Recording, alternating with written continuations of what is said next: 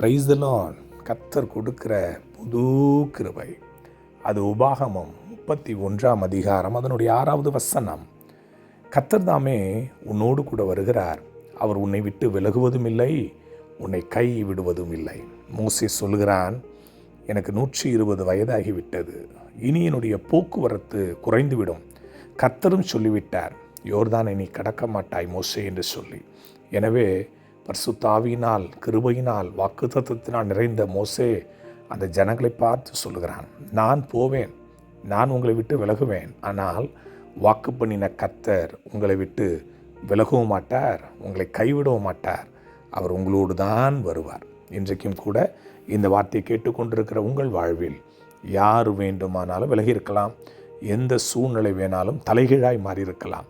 ஆனால் வாக்கு தத்தம் பண்ணினவர் உண்மையுள்ளவர், அவர் உங்களோடு தான் வருகிறார். உங்களை விட்டு உங்கள் குடும்பத்தை விட்டு விலகவும் மாட்டார், கைவிடவும் மாட்டார்.